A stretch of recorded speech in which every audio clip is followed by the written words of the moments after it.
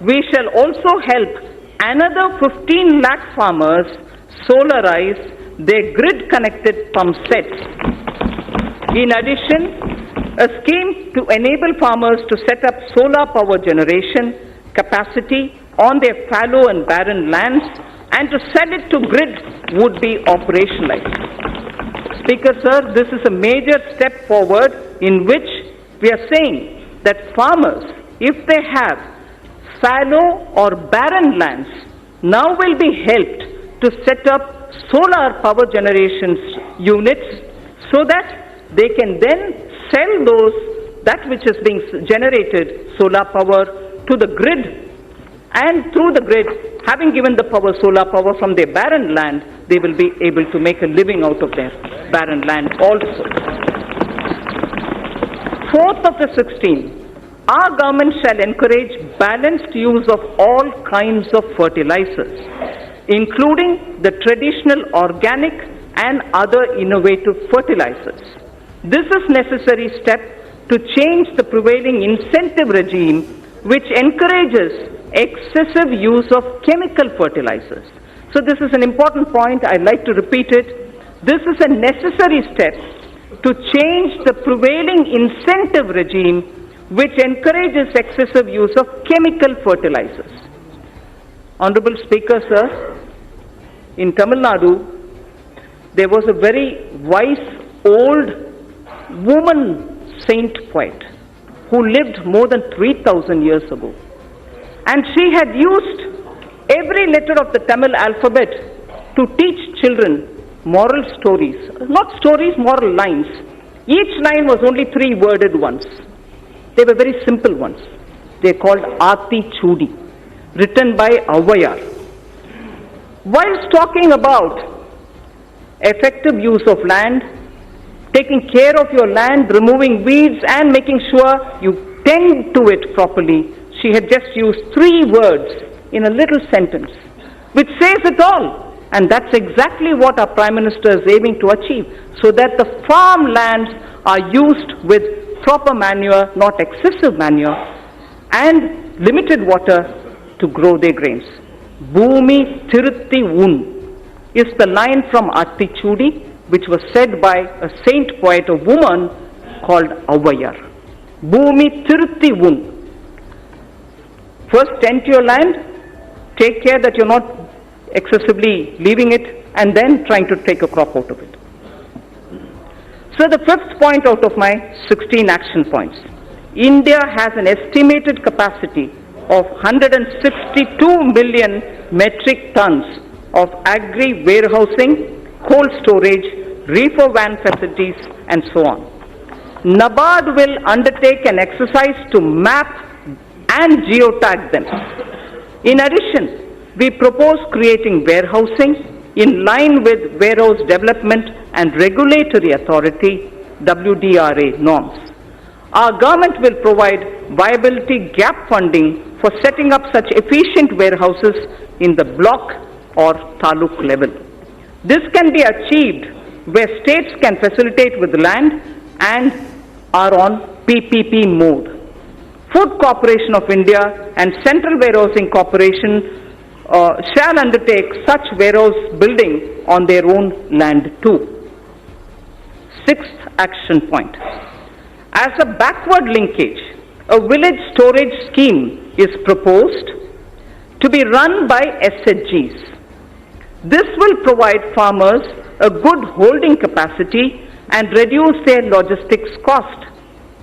Women SHGs can avail of Mudra or NABARD assistance and regain their position as Dhanya Lakshmi. We've heard of Dhana Lakshmi often, and many of us are familiar with Dhanya Lakshmi, and I'm sure many of us do recall the days when women in the villages were the ones who kept the seed for the entire village, and they would distribute seeds as and when a farmer required it. So we would like to restore women SHG groups to play that role or at the village level as Dhanya Lakshmis, being assisted by Mudra and being assisted by NABARD. To build a seamless national cold supply chain for perishables inclusive of milk, meat, and fish, the Indian Railways will set up a Kisan Rail through PPP arrangements. There shall be a refrigerated coaches in express and freight trains as well, so that perishable goods can be quickly, easily within the country transported, and the benefit will accrue to the farmers. Krishi Udan will be launched by the Ministry of Civil Aviation, not just trains. Krishi Udan will be launched by the Ministry of Civil Aviation on international and national routes.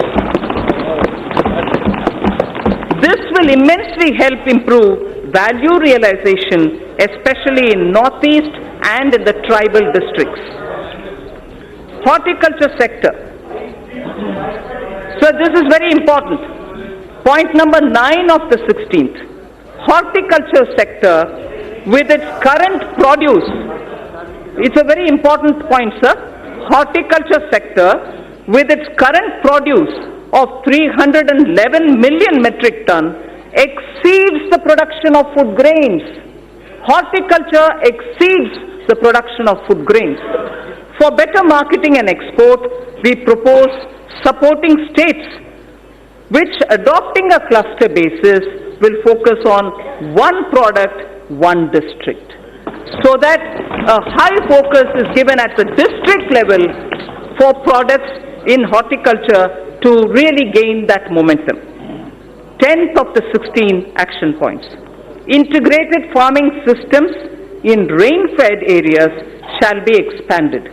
Multi-tier cropping, beekeeping, solar pumps, solar energy production in non-cropping season will be added. Sir, I had mentioned in my July budget, zero budget natural farming. That shall also be included in our activities. The portal on Jaivik Kheti, online national organic products market, will also be strengthened.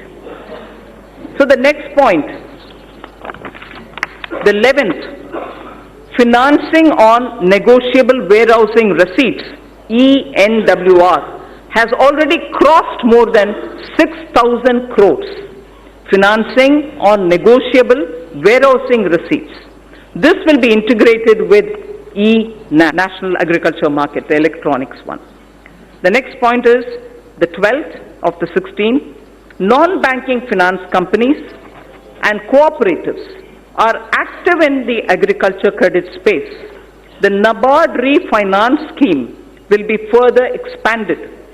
Agricultural credit target for the year 2021 has been set at 15 lakh crores, 15 lakh crores, agricultural credit availability.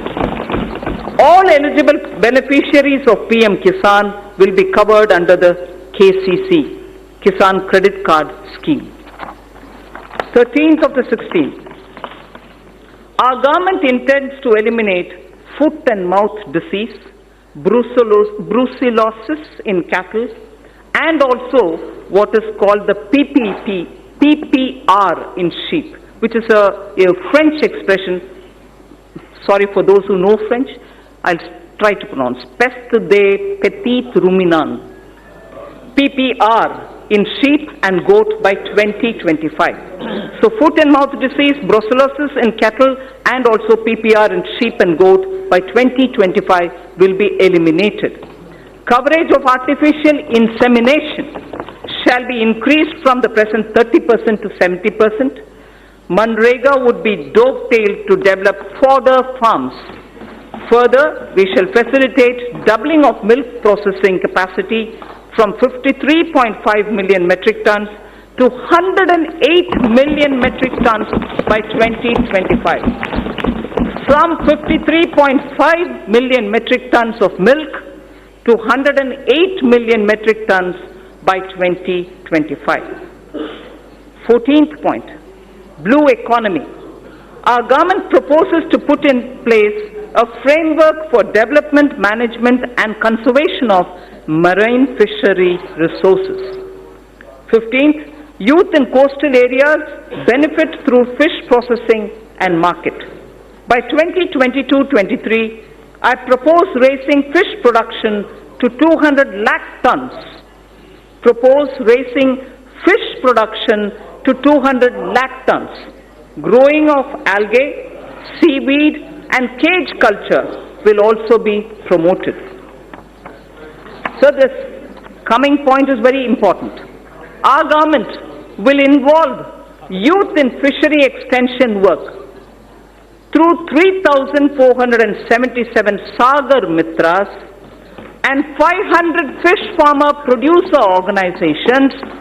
We hope the rural youth, particularly those who are in the coastal areas and inland fishing areas, will work as Sagar Mitras and also form 500 fish farmer producer organizations. You know that we already have a farmer producer organization, which is FPO. Now we are expanding it to cover fish farmer producer organizations. 16th and the last action point, sir, under Deen Dayal Antyodaya Yojana for alleviation of poverty, 58 lakh SHGs have been mobilized. We shall further expand on SHGs in this regard too. Now, for the fund allocation, for the 16 different steps that I have announced, they are being stated under two broad categories.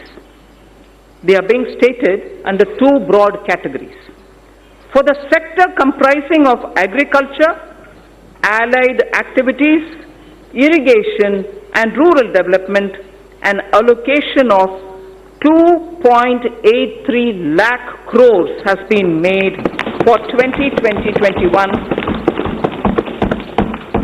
and it is divided, among other things, for agriculture, irrigation and allied activities, 1.6 lakh crores. For rural development and Panchayati Raj, 1.23 lakh crores. Both put together, it is about 1.73 lakh, 2.8 lakh, 83 lakh crores. 2.83 lakh crores. Wellness and water and sanitation is the second under Aspirational India. I said my three themes: Aspirational India, Economic Development and Caring Society. Under each, I state three which contain specific programs. Aspirational India, already I have mentioned about the rural development and so on. Now I talk of wellness, water and sanitation. We have a holistic vision of healthcare that translates into wellness for citizens.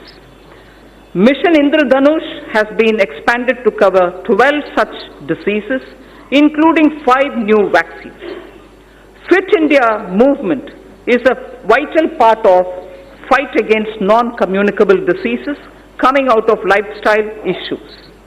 A very focused safe water Jal Jeevan mission and comprehensive sanitation program Swachh Bharat mission have been launched to support the health vision that would reduce